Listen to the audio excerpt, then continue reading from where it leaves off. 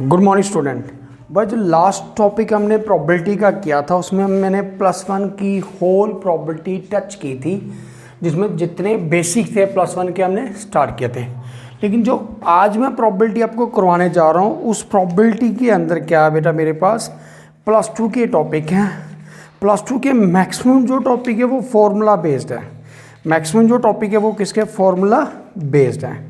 सबसे पहला टॉपिक जो मैं आपको करवाने जा रहा हूँ, टॉपिक का नाम है conditional probability. Conditional probability associated with the two random variable. वैसे टू रैंडम वेरिएबल मीन्स कैसे, जो कंडीशनल प्रोबेबिलिटी होती है, कंडीशनल प्रोबेबिलिटी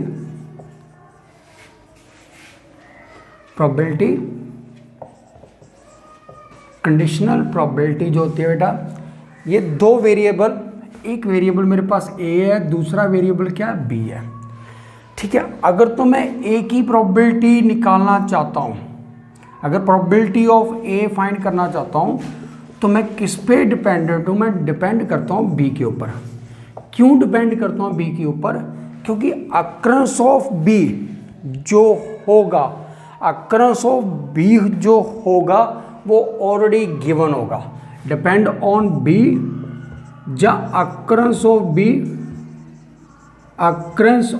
b ये ऑलरेडी गिवन होगा, और उस गिवन कंडीशन के अंडर हम क्या निकालेंगे, प्रोबेबिलिटी ऑफ a फाइंड करेंगे।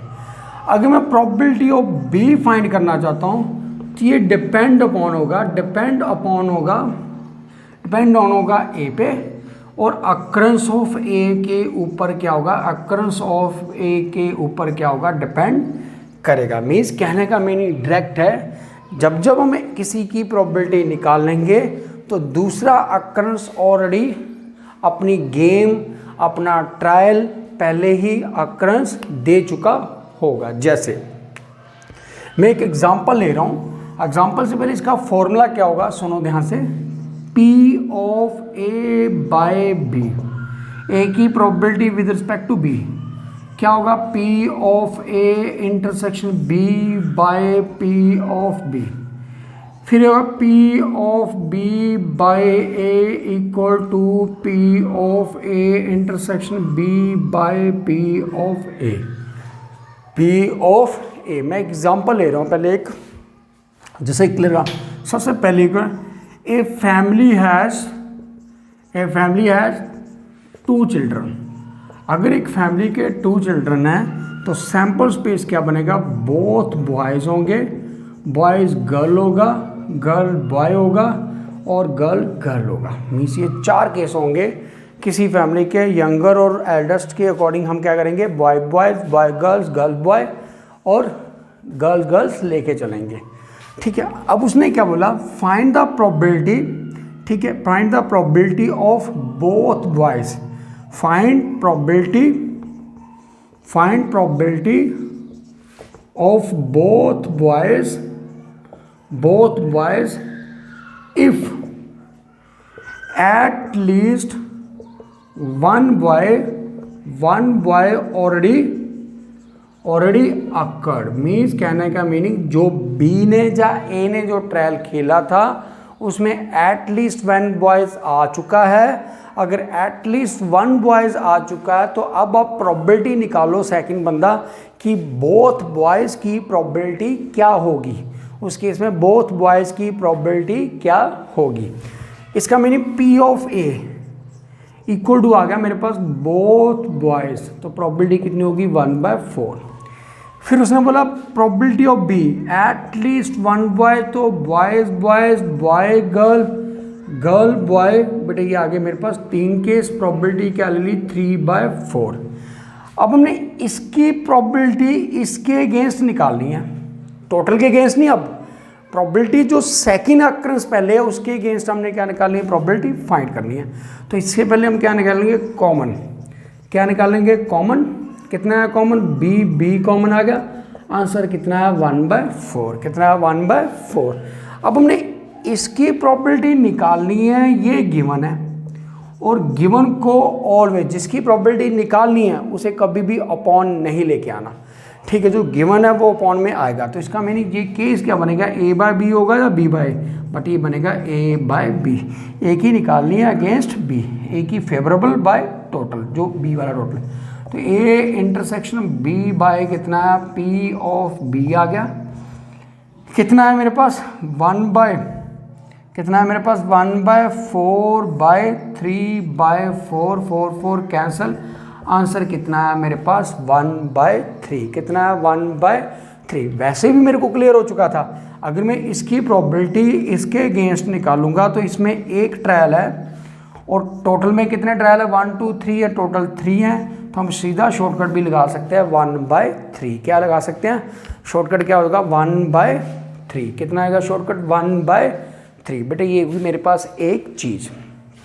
अब आगे मेरे पास दूसरी वैल्यू, एक एग्जांपल और लेता हूँ इसी की, ठीक है, अक्रेंस और नॉन अक्रेंस वाला एग्जांपल नंबर 2। मैं कोशिश करूँगा आपको 3-4 एग्जांपल दूंगा इन क्वेश्चन के लिए, ठीक है।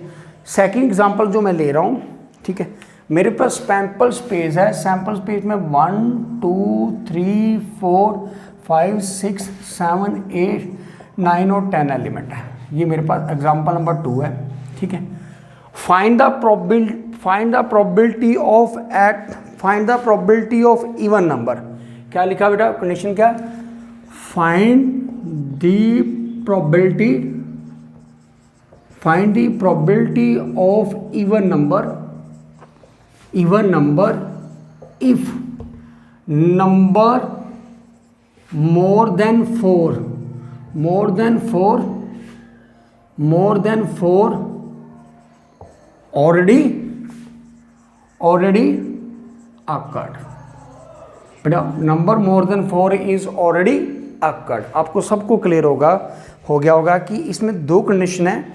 एक कंडीशन वो है कि जिसमें उसने पूछा कि नंबर इवन नंबर है, तो मैंने P ऑफ ए क्या ले दिया, इवन नंबर को। क्या आ गया 2 4 6 8 और 10। P of B number more than 4 है, कौन कौन से हो गए 5 6 7 8 9 और 10। कितना है 9 एंड 10। दोनों में जो कॉमन एलिमेंट आ रहे हैं वो कितने आ रहे हैं, P of A intersection B common को क्या आ रहा है 6 आ रहा, 8 आ रहा, 10 आ रहा, 6 आ रहा, 8 आ रहा, 10 आ रहा। अब हमने निकालनी है probability of even number if occurred कौन सा केस है, जो ऑलरेडी गेम में पार्टिसिपेट करके निकल चुका है। ठीक है, जो ऑलरेडी निकल चुका वो कौन सा है, मोर देन 4। जो पहले बंदे ने गेम खेली थी उसको क्या आया था, नंबर मोर देन 4 आए थे सबके सब। अब दूसरे बंदे ने जो गेम कर ली उसने चेक करना कि मेरे को इवन नंबर क्या मिलता है, ठीक है, और उसके अगेंस्ट। तो बेटा ये भी कितना बनेगा, इसकी प्रोबेबिलिटी हमने निकालनी है। ये ऑलरेडी गिवन है, ये ऑलरेडी कितना दे रखा है गिवन। तो मैं क्या लिखूंगा P of A by B कितना आएगा, P of A intersection B by P of B। Answer कितना है बेटा मेरे पास, कॉमन कितना है 3/10 बाय, ये कितना है 3/10, ये बेटा है 6/10 और बेटा कितना है 5/10 और बाय कितना लिखोगे बेटा 6/10। बी की प्रोबेबिलिटी कट करके आंसर कितना है मेरे पास 1/2। कितना आ रहा है आंसर 1/2। ये कंडीशन प्रोबेबिलिटी की एग्जांपल नंबर 2 थी, एग्जांपल नंबर 2 थी। अब मैं एग्जांपल नंबर 3 ले रहा हूँ। Example number 3, if pair of dice thrown, if pair of dice thrown, बेटा जब पेयर ऑफ डाइस थ्रो करोगे तो टोटल केस कितने आएंगे, सैंपल स्पेस कितने आएंगे 36, टोटल कितने आएंगे 6 का स्क्वायर। बेटा pair of dice, pair of dice, pair of dice कौन कौन से होते हैं बेटा, 1 1 1 2 1 3 1 6 2 1 3 1 एंड बेटा लास्ट कितना है 6 1 एंड सो ऑन कितना है 6 6 आ गया। अब सुनना ध्यान से। अब मेरे को उसने बोला कहता if find the probability of, find the probability of sum 10, जिनका सम कितना बनता है 10 and with given that probability of number sum 5। क्या बेटा सम कितना दे रखा है मेरे पास 5। किस केस में प्रॉबिलिटी निकालनी है, जिनका सम कितना बन रहा है 5 बन रहा है, और गिवन कितना दे रखा है मेरे पास 10 दे रखा। और मेरे वो केस निकालने पड़ेंगे जिसका सम कितना आता है 10। कौन कौन से होंगे टर्म 7 10, 5 5 4 6 एंड 6 4। ये आ गए 3 केस। ठीक है, आंसर कितना है 3/36। फिर बेटा सम 5 कितने आएंगे 1 4 4 1 2 3 एंड 3 2। कितना है 3 2। क्या बेटा कोई और केस बन रहा है इनमें, और कोई केस नहीं बन रहा। कितना है 4/36। फिर मैंने देखा कि इन दोनों का एक दूसरे के साथ कोई कंपैरिजन नहीं है, इसलिए आंसर कितना आएगा 5। आंसर कितना आएगा 5। इन दोनों में कुछ भी कॉमन नहीं आ रहा, तो मीन्स मेरे पास जो इसकी प्रोबेबिलिटी आएगी P ऑफ A/B निकालना था, क्योंकि हमने इसकी प्रोबेबिलिटी इसके अगेंस्ट निकालनी थी। ठीक है, तो आंसर कितना है मेरे पास 5। क्या होगा मेरे पास आंसर 5, क्योंकि एक दूसरे के ऊपर ये बिल्कुल डिपेंडेंट नहीं है। वो अलग ट्रायल पे जा चुका है और फर्स्ट वाला अलग ट्रायल पे जा चुका है। ठीक है, ये थी मेरे पास 2 से 3 एग्जाम्पल। बेटा मैंने आपको कंडीशनल प्रोबेबिलिटी की करवाई है, आप चेक कर सकते हो कंडीशनल प्रोबेबिलिटी में कुछ और प्रॉब्लम। ठीक है, इसके बाद आती है मेरे पास second types independent. Second types क्या आती है independent events. Independent events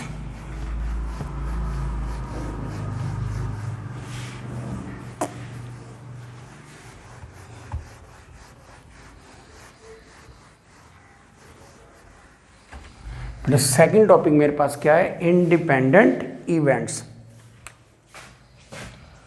second topic क्या है मेरे पास इंडिपेंडेंट इवेंट्स। Independent events. अभी हमने कंडीशन में क्या पढ़ा था, वो डिपेंडेंट था। A/B is equal to P of A intersection by P of B। इसमें हमने क्या चेक किया था, जो A है वो B पे डिपेंडेंट है। B की प्रोबेबिलिटी जो आएगी उसके बाद हम A की प्रोबेबिलिटी फाइंड करेंगे। बट अगर ये इंडिपेंडेंट है तो P ऑफ A B पे बिल्कुल डिपेंड नहीं होगा। इक्वल टू कितना आया P of A intersection B by P of B। P of A into P of B is equal to कितना है P of A intersection B। P of कितना है A इंटरसेक्शन B। अगर कभी भी आपने इंडिपेंडेंट इवेंट्स चेक करने हैं तो बेटा इस एग्जांपल को ध्यान से करोगे कि कौन से इवेंट्स इंडिपेंडेंट होते हैं और कौन से इवेंट्स इंडिपेंडेंट होते हैं। इस कंडीशन से क्लियर होगा। जैसे मैं एक केस ले रहा हूँ, एग्जांपल नंबर 1। ठीक है, डाइस थ्रो 2 टाइम्स। ठीक है, अगर डाइस 2 टाइम थ्रो करोगे तो केस आएंगे 36। केस कितने आएंगे 36। जो इवेंट्स ए है वो odd number on first. Event A है, जो इवेंट ए है वो odd number. A is the event odd number on first dice, and event B is the even number of odd number on second dice. Odd number on second dice. Simple. मेरे पास क्या आ गया, पहले P of A निकाला, कितना है बेटा 1 1 आ गया, 1 2 आ गया, 1 3 आ गया, 1 4 आ गया, 1 5 आ गया, 1 6 आ गया, 3 1 आ गया, 3 2 आ गया, 3 3 आ गया, 3 4 आ गया, 3 5 आ गया एंड 3 6 आ गया। फिर आ गया 5 1 आ गया, 5 2 आ गया, 5 3 आ गया, 5 4 आ गया, 5 5 आ गया एंड 5 6 आ गया। बेटे आ गया odd number on the first. Case total कितने आ गए मेरे पास 18/36। फिर मैंने बी इवेंट्स निकाला, ऑड नंबर ऑन सेकंड, तो 1 1 आएगा, 1 3 आएगा, 1 5 आएगा, 3 1 आएगा, 3 3 आएगा, 3 5 आएगा। नेक्स्ट बेटा कितना आएगा, नेक्स्ट बेटा 2 1 आएगा, 2 3 आएगा, 2 5 आएगा, 4 1 आएगा, 4 3 आएगा, 4 5 आएगा, नेक्स्ट बेटा 5 1 आएगा, 5 3 आएगा एंड 5 5 आएगा एंड 6 1 आएगा, 6 3 आएगा एंड 6 5 आएगा। ये आएगा बेटा सेकंड केस 18/36, 18/36। फिर हमने थर्ड केस निकाला जो दोनों में कॉमन है, P of A intersection B। कौन कौन से केस आएंगे इंटरसेक्शन दोनों में कॉमन? 1 1 दोनों में कॉमन है, 1 1 आ गया, 1 1 कॉमन है, 1 3 भी कॉमन है और 1 5 भी कॉमन है, 1 3 भी कॉमन है, 1 5 भी कॉमन है। फिर बेटा 3 1 कॉमन है, 3 3 कॉमन है और 3 5 कॉमन है, 5 1 कॉमन है, 5 3 कॉमन है एंड 5 5 कॉमन है। आंसर कितना है? 9/36, 9/36। अब इन तीनों को करने के बाद क्या निकाला? P of A intersection B is equal to P of A into P of B। P of A intersection B कितना है? 90/36।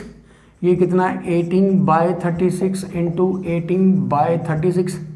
1/4 equal to 1/2 into 1/2, 1/4 equal to 1/4। तो क्या आ गया? इवेंट्स क्या होंगे? इंडिपेंडेंट। क्या होंगे? इवेंट्स क्या होंगे? इंडिपेंडेंट। ये कौन से इवेंट्स होंगे? इंडिपेंडेंट इवेंट्स होंगे। बेटा जब जब आपको इंडिपेंडेंट इवेंट्स निकालने हैं तब तब आपको इस एग्जाम्पल की हेल्प जो एग्जाम्पल दी होगी उसके ट्रायल निकालने पड़ेंगे। ट्रायल निकालने के बाद उसे इस फॉर्म में सॉल्व करोगे तो आपके पास क्या आएगी? इंडिपेंडेंट की कंडीशन। क्या आएगी? इंडिपेंडेंट की कंडीशन। अब मैं एक एग्जाम्पल और ले रहा हूँ इसी की, इसके साथ मैं टॉपिक से वाइंड अप करूँगा। सेकेंड एग्जाम्पल, मेरे पास कॉइन दे रखा, कॉइन थ्रो 3 टाइम्स। ठीक है, कॉइन थ्रो 3 टाइम्स। तो सैंपल स्पेस कितना होगा? Head head head, head head tail, head tail head, tail head head, tail head tail, head tail tail और tail tail head. बेटे आगे मेरे पास टोटल 8, एक केस और आएगा, 3 3 6 और 7 और एक आएगा और टेल टेल टेल, 8 केस आगे। जो ई है वो 3 हेड 3 टेल है। बेटा केस देखा 3 हेड 3 टेल, 3 टेल। तो बेटा क्या आएगा? Head head head and tail tail tail, means 3 head है 3 टेल है। जो एफ इवेंट्स हैं, जो इवेंट्स एफ है उसमें क्या लिखा? एट लीस्ट 2 हेड, कम से कम 2 हेड। क्या आएगा? Head head tail, head tail head, tail head head और हेड हेड हेड। जो केस नंबर 3 है जिसे बोलते हैं पी एफ पी जी लिख देते हैं। ठीक है, at least 1 head, at least 1 head. क्या आएगा? Head head head, head head tail, head tail head, tail head head, head tail tail, tail head tail and tail tail head.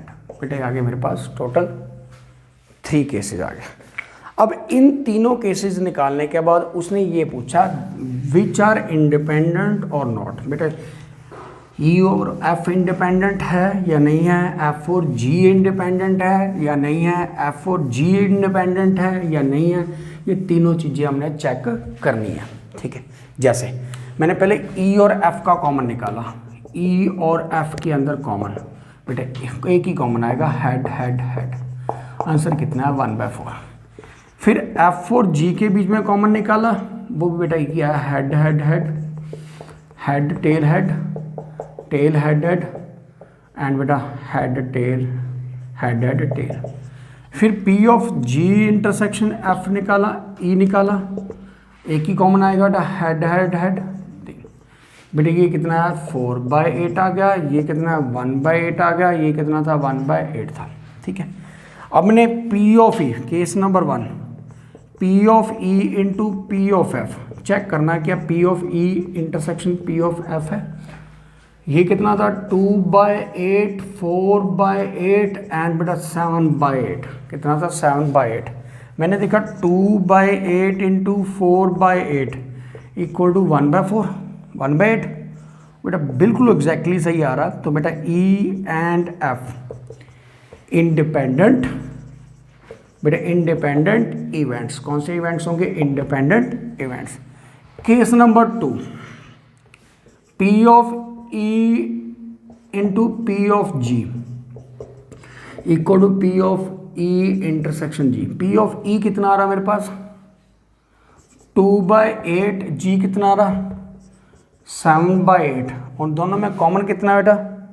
1/8। तो 14/64 is not equal to 1/8। E and G is not independent. बेटा ये independent नहीं होंगे।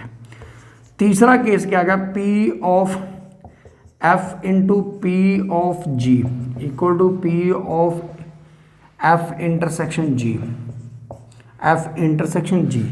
तो intersection F intersection जी कितना है? 4/8। और F और ई कितना आएगा मेरे पास? एफ और जी कितना है? 4/8 इंटू 7/8 कितना है? 7/8। पहले हमने एफ और निकाला, अब ई और जी निकाला। तो आंसर कितना है? 1/, ये कितना आ रहा था मेरे पास? वो 4/8 था, 4/8 आ गया। ये कितना है? 7/8। ठीक है बेटा।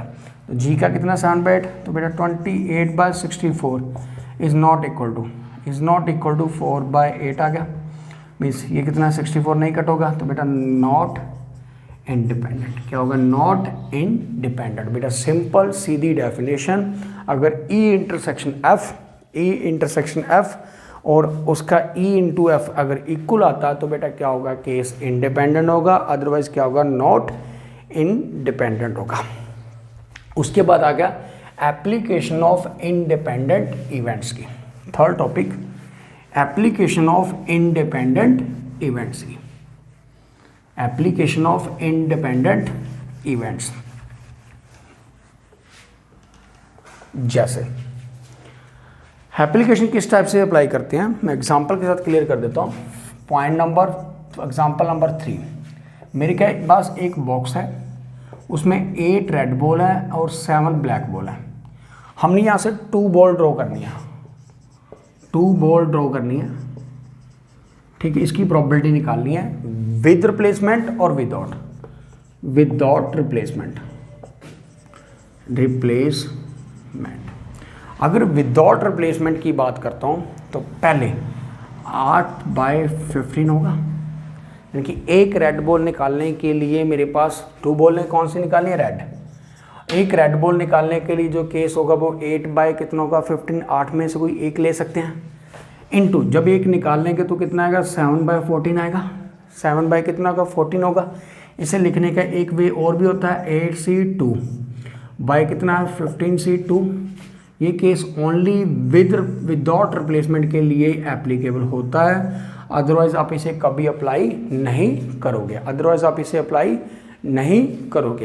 उसके बाद एग्जांपल नंबर 4, ठीक है, एग्जांपल इसे मैं अगर विद रिप्लेसमेंट करता, इसी के 2 रेड बॉल निकालनी है, ठीक है, विद रिप्लेसमेंट तो बेटा मैंने क्या लिखा था? 8/15 इंटू 8/15। जो भी आंसर आएगा इसे कभी सी की फॉर्म में नहीं लिखोगे, इसे कभी भी सी की फॉर्म में नहीं लिखोगे। केस नंबर 1 है, केस नंबर 2 है। ठीक, एग्जांपल नंबर 4, मेरे पास टोटल कार्ड्स है 52। हमने 2 किंग निकालने हैं और 1 एस निकालना है। 2 किंग 1 एस विदाउट रिप्लेसमेंट। कौन से बेटा? Without replacement. तो मैंने क्या किया? 4/52, 3/51 एंड बेटा 4/50। पहले 4 किंग थे, उसमें से एक निकाला, फिर 3 बचे, उसमें से एक निकाला, फिर बेटा मेरे पास कुछ नहीं बचा, फिर मैंने उसमें से एक निकाला, इसमें वाला एक निकाला। इसको लिख सकता था 4C2 into 4C1 bye 52C3। क्या लिख सकता था? 52C3। बेटा विदाउट रिप्लेसमेंट वाले में आप परमुटेशन कॉम्बिनेशन लगा सकते हो, अदरवाइज में मत लगाना परमुटेशन एंड कॉम्बिनेशन। ये थे मेरे पास इंडिपेंडेंट के इवेंट्स की वो। ठीक है, इसके बाद एक एप्लीकेशन हम पढ़ेंगे डिपेंडेंट इवेंट्स की। एक एप्लीकेशन पढ़ेंगे हम डिपेंडेंट इवेंट्स की, ये थी इंडिपेंडेंट की। अब मैं बात करने जा रहा हूँ डिपेंडेंट इवेंट्स की। डिपेंडेंट इवेंट्स की application of dependent events. Dependent events बेटा एक फॉर्मूला पे याद रखोगे, P of A P of B plus P of A P of B not P of A P of B plus P of A not and P of B not equal to 1। ठीक है, means एक dependent के अंदर ये 4 cases होंगे और चारों का जो सम होगा वो इक्वल टू 1 होगा। जैसे एग्जाम्पल 1 ले रहा हूँ, ध्यान से देखना था एग्जाम्पल 1। ठीक है, मैंने क्वेश्चन दिया प्रॉब्लम सॉल्व करने के लिए, उसके सॉल्व करने की ए की 1/2 है और बी की प्रोबेबिलिटी सॉल्व करने की 1/5 है। ए की प्रोबेबिलिटी कितनी है 1/2 है, बी के प्रॉब्लम सॉल्व करने की कितनी है 1/5 है। इसे 1/3 ले लेते हैं, थोड़ा और आपको अंडरस्टैंड करने में बेटर हो जाएगा। ठीक है, पहला केस लिया उसने exactly one of them solve the problem. बेटा ओनली वन पर्सन ही प्रॉब्लम सॉल्व कर सकता है, आइदर ए करे आइदर बी करे, पर दोनों में से एक ही करेगा। तो मेरे को जो लगता है जो एक वाला केस है वो ये वाला है। तो क्या लूँगा, P of A into P of B not P of A not into P of B. A कितना है 1/3, 1 माइनस 1/5 प्लस 1 माइनस 1/3 इंटू कितना है 1/5, 1/3 इंटू 4/5 प्लस 2/3 इंटू 1/5। यह आ गया 4/15 प्लस 2/15, 6 कितना है 15 आ गया। कितना है 6/15 बेटा एग्जैक्टली 1। दूसरा case both of them solve problem, दोनों ने प्रॉब्लम को सॉल्व कर दिया। तो P of A and P of B कितना है 1/3 इंटू 1/5। तीसरा केस क्या आ गया, नन ऑफ दीज। बेटा प्रोबेबिलिटी में काफ़ी आता है नन ऑफ दीज। तो क्या लिखा मैंने, P of A not P of B not equal to कितना है 1 माइनस 1/3 इंटू 1 माइनस 1/5। आंसर कितना 2/3 इंटू 4/5, 8/15 आ गया। कितना 8/15। Point number 4, at least one of them. बेटे कम से कम एक।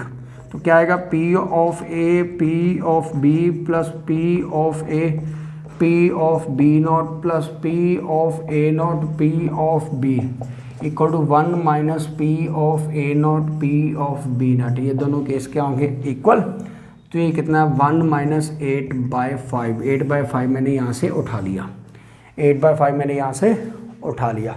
Point number 5, at most one of them, 1 minus P of A into P of B, 1 minus 1/3 into 1/5, 1/1/15। Answer कितना है 14/15। कितना है 14/15। बेटा इस टाइप्स की एप्लीकेशन को ध्यान में रखना। ठीक है, एक दूसरे के ऊपर डिपेंडेंट है। मैं इस प्रॉब्लम सॉल्व होगी, एक ने कर दी तो दूसरे को सॉल्व करने की ज़रूरत नहीं पड़ेगी, अगर दूसरे ने कर दी तो पहले को नहीं पड़ेगी, तो उस केस में चलेगा। बेटा इसके बाद आ गया सेकंड केस मेरे पास ये 2 के लिए था, अब मैं 3 के लिए लेकर चला हूँ। ठीक, आपको वो भी थोड़ा क्लियर होएगा कि इस टाइप से वो डिपेंडेंट वर्ड आता है। अब 3 वाला केस लेके चल रहा हूँ।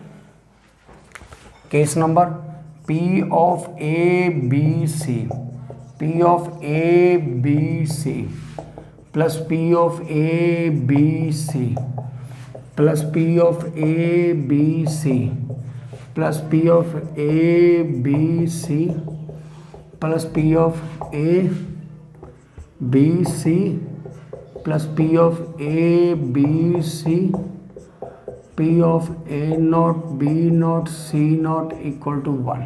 ये आगे मेरे पास टोटल 8 केसेस। ठीक है, एक जॉब के लिए 3 कैंडिडेट आए। पहले की सिलेक्शन की जो है रेट वो 1/2 है। किसी जॉब के लिए 3 कैंडिडेट आए हैं, पहले की 1/2 है, दूसरे की 1/3 है और तीसरे की बेटा 1/4 है। ठीक है, पहला case all selected, all selected, तो इसका मीनिंग तीनों के तीनों अगर सिलेक्टेड है, ठीक है, तो बेटा उसका अपना डिपेंडेंस होगी। ठीक है, जैसे 1/p of A, P of B and P of C, answer कितना है 1/2 इंटू 1/3 इंटू 1/4। फिर अगर दूसरा एग्जैक्टली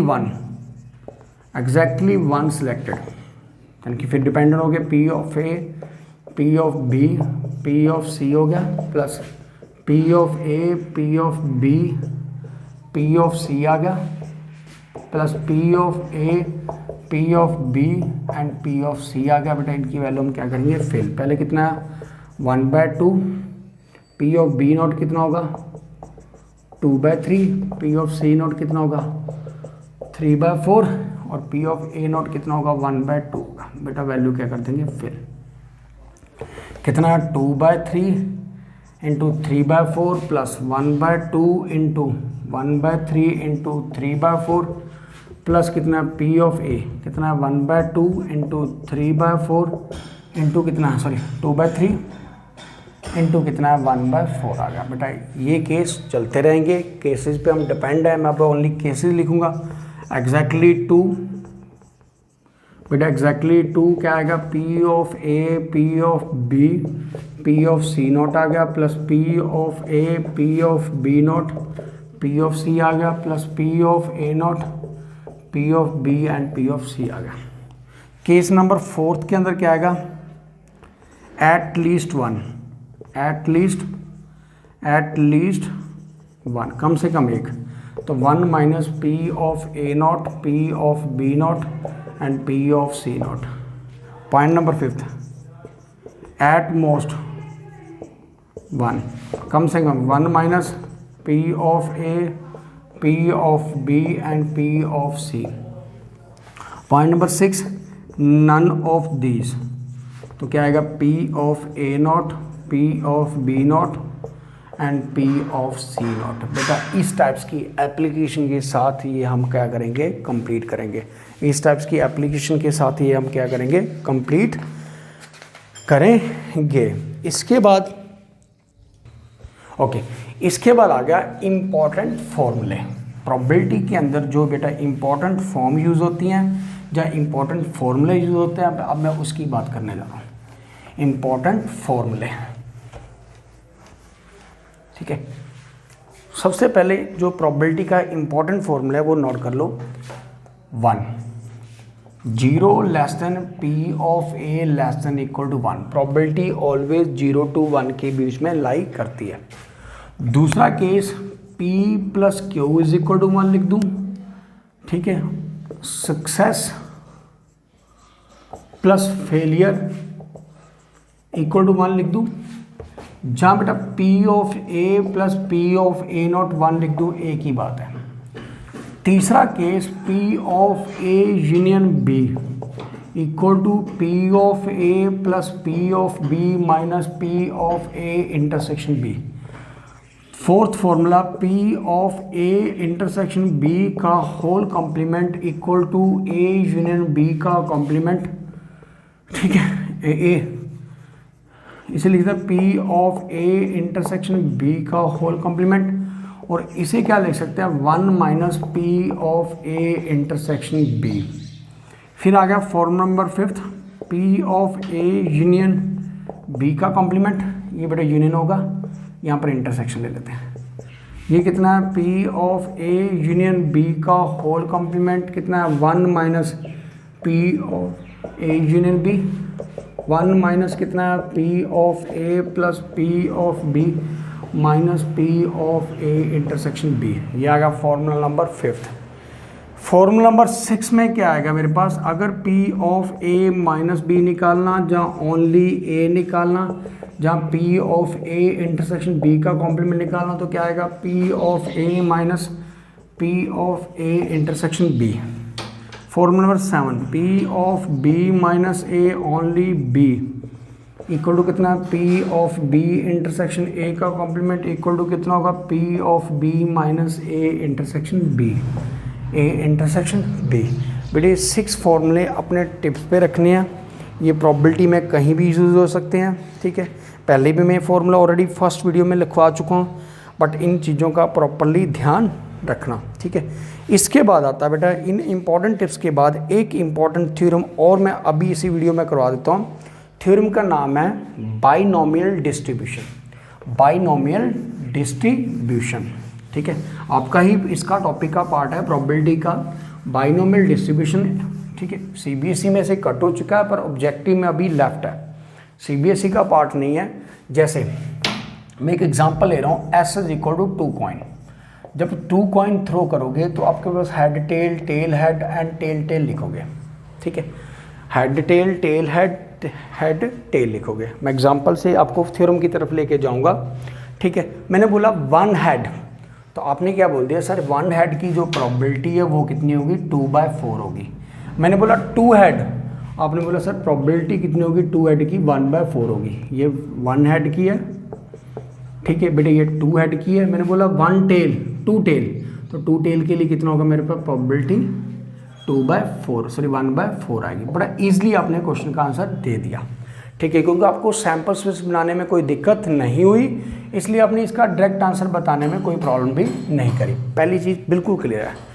अब मैंने आपको क्या बोल दिया कि आपके पास 10 कॉइन है, 10 कॉइन है, इन्हें थ्रो करो, इन्हें थ्रो करो, और थ्रो करने के बाद जो आपने प्रोबेबिलिटी निकालनी है वो 6 हेड की निकालनी है।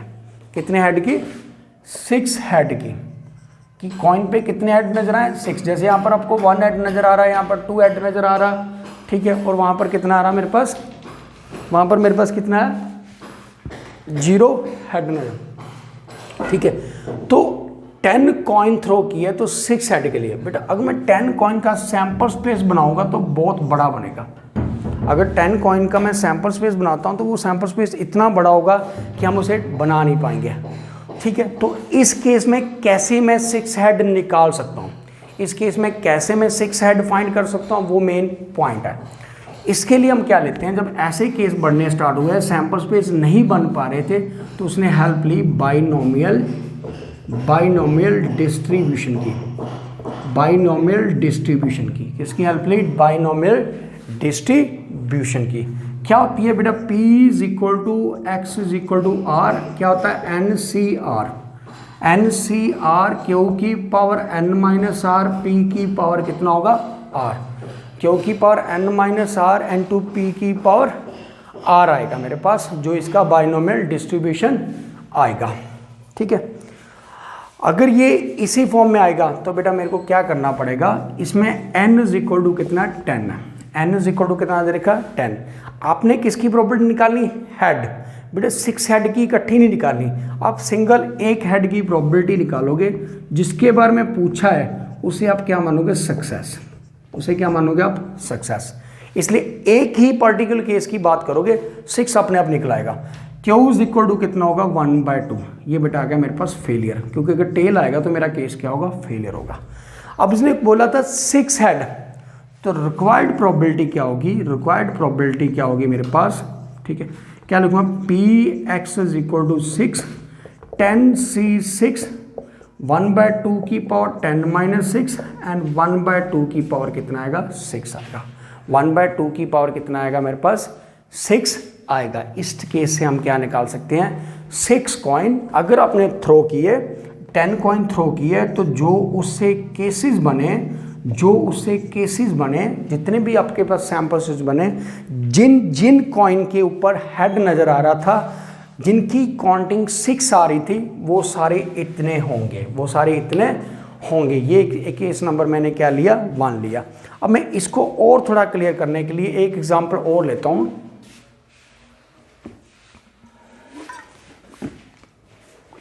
एक केस और लेता हूँ बेटा, ठीक है। एक डाइस थ्रो करते हैं हम 6 टाइम, डाइस थ्रो करते हैं 6 टाइम। ध्यान से सुनना बेटा, अगर पहले में कोई प्रॉब्लम तो दूसरे में क्लियर करेंगे। आपने डाइस को थ्रो किया 6 time, means n is equal to कितना है 6। वो कहता है if number is more than 4, number is more than 4 then as a success. अगर नंबर मोर देन 4 आएगा तो सक्सेस होगा, ठीक है। तो बेटा कितना है 5 और 6 अगर डाइस पे शो होगा तो मेरे पास क्या आएगा, सक्सेस आएगा। अगर अदर नंबर कोई आता है अदर देन 5 6 आता तो बेटा 4/6 आएगा, ये मेरे पास सक्सेस केस आ गया। और बेटा ये मेरे पास कितना फेलियर केस आ। बेटा किसी एक के लिए निकाल रहा हूँ अभी मैं बाकी की बात नहीं कर रहा हूँ। अब वो कहता मैंने 6 गेम में पार्टिसिपेट किया, 6 गेम में मैंने क्या किया, पार्टिसिपेट किया, उसमें मैं इनको ओनली 3 सक्सेस मिले। पहला केस क्या मिला, ओनली 3 सक्सेस, ओनली 3 सक्सेस। दूसरा केस क्या लिखा है, at least 5 success. At least जो गेम में खेलता गया उसके अंदर कितने कितने सक्सेस उसे आते रहे। तीसरा आ गया बेटा एट मोस्ट 1, एट मोस्ट 1। बेटा ज़्यादा से ज़्यादा कितना, 1, ठीक है, ज़्यादा से ज़्यादा कितना है, 1 आ गया। तो इन तीनों केस के लिए हम चेक करते हैं कि इसकी प्रोबेबिलिटी होगी क्या, किस फॉर्म में बाइनोमियल डिस्ट्रीब्यूशन चलती है। पहला केस 3 सक्सेस, तो बेटा आप सबको क्लियर हो गया, p is equal to X is equal to 3 आ गया। क्या लिखा 6c3 एंड 4/6 की पावर 6 माइनस 3 एंड 2/6 की पावर कितना 3 आ गया। ये आ गया 6c3 एंड 2/3 की पावर 3 एंड 1/3 की पावर 3। दूसरा केस कहता है at least 5 success, at least 5 success. तो p ऑफ 5 आएगा एंड p ऑफ 6 आएगा कितना, 6c5 4/6 की पावर 6 माइनस 5 एंड 2/6 की पावर 5 प्लस 6c6 4/6 की पावर 6 माइनस 6 एंड 2/6 की पावर 6, 2/6 की पावर 6। ये आएगा केस नंबर 2। मीन्स 2 केस थे, एट लीस्ट 5, कम से कम 5 सक्सेस एंड जा 6 सक्सेस आएंगे। फिर तीसरा केस में क्या आ गया, एट मोस्ट 1। बेटा एट मोस्ट 1, ज़्यादा से ज़्यादा 1। तो कौन कौन से केस आएंगे, p ऑफ 0 भी लिख देते हैं इसे, p ऑफ 1 लिख लेंगे, ज़्यादा से ज़्यादा 1, 0 केस भी आ सकता है। तो क्या लिखोगे 6c0 4/6 की पावर 6 माइनस 0 2/6 की पावर 0 6c1 एंड 4/6 की पावर 6 माइनस 1 एंड 2/6 की पावर कितना है मेरे पास 1 आ गया। 2/6 की पावर कितना है 1 आ गया। बट ये केस भी मेरे पास क्या होगा, एट लीस्ट के लिए, एट मोस्ट के लिए और एट लीस्ट 5 के लिए।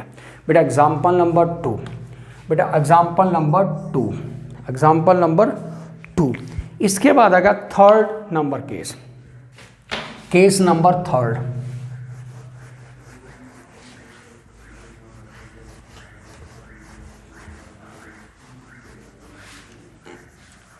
Okay, example number 3। बेटा एग्जाम्पल ऐसी है कि मेरे पास एक शॉपकीपर है, शॉपकीपर के पास कुछ मैंगो हैं और जितने मैंगो हैं मान लो n इज इक्वल टू उसके पास 10 मैंगो हैं, 10 मैंगो हैं, उस 10 मैंगो में से 10% मैंगो क्या है, वो है डिफेक्टिव है। क्या है, डिफेक्टिव। डिफेक्टिव कितने हैं, 10% क्या है, डिफेक्टिव। डिफेक्टिव कितने हैं, 10%। और बढ़िया मैंगो कितने होंगे, ठीक है, इफेक्टिव कितने होंगे, इफेक्टिव कितने होंगे मेरे पास 90%, ठीक है। अब वो चाहता है कि इन 10 मैंगो में से जो डिफेक्टिव मैंगो हैं, यानी कि 10 जितने भी मैंगो थे उसमें 10 डिफेक्टिव हैं, ठीक है। तो जितने भी वो कहता है मैंगो हैं, ठीक है, वो अपने डिफेक्टिव मैंगो को सेल करना चाहता है, कि वे चाहता है कि मेरे किसी ना किसी तरीके से डिफेक्टिव मैंगो सेल हो जाए। तो बेटा n इज इक्वल टू कितना था, 10 था, p इज इक्वल टू कितना हो गया, 10/100 हो गया, मीन्स 1/10 आ गया, and q is equal to कितना है मेरे पास 90/100 हो गया। ये फेलियर केस है, अगर उसको अच्छा मैंगो बेचना पड़ गया तो इसका मीनिंग तो वो अपने जो बनाना चाहता था प्रोबेबिलिटी उस वो तो फेल हो गया ना। उसका सक्सेस कहाँ पर है, जब वो अपना एक डिफेक्टिव मैंगो को सेल कर देगा, ठीक है। अब वो सक्सेस हुआ अपने 3 मैंगो बेचने में, 3 मैंगो सेल्ड, मैंगो सेल कर दिए उसने, जो डिफेक्टिव वाले थे, तो क्या लिखेंगे 10C3 बेटा 1/9/10 की पावर 10 माइनस 3 एंड 1/10 की पावर 3। बेटा आ गया P3 के लिए। दूसरा केस आ गया एट लीस्ट 1, कहता कम से कम एक, कम से कम एक, तो क्या करेंगे 1 माइनस पी ऑफ 0, क्या करेंगे 1 माइनस पी ऑफ 0 कितना है 10C0 9/10 की पावर 10 माइनस 0 एंड 1/10 की पावर कितना है 0। ठीक है, ये दूसरा केस आ गया। थर्ड बेटा एट लीस्ट 8 मैंगो, कम से कम 8 मैंगो, तो क्या लिखोगे P of 8 P of 9 and P of 10 कितना है बेटा 10C8 9/10 की पावर 10 माइनस 8 1/10 की पावर 8 प्लस कितना है 10C9 9/10 की पावर 10 माइनस 9 1/10 की पावर 9 एंड 10C10 9/10 की पावर 10 माइनस 10 इंटू 1/10 की पावर 10। तो ये बेटा मेरे पास आ गया 3 केसेस जिसमें हम बाइनोमियल डिस्ट्रीब्यूशन लेके चलेंगे, जिसमें बाइनोमियल डिस्ट्रीब्यूशन लेके चलेंगे। ठीक है, तो बॉयज़ यहाँ तक मेरा बाइनोमियल के टॉपिक कंप्लीट हो गए जो मैंने करवाने थे इस वीडियो में।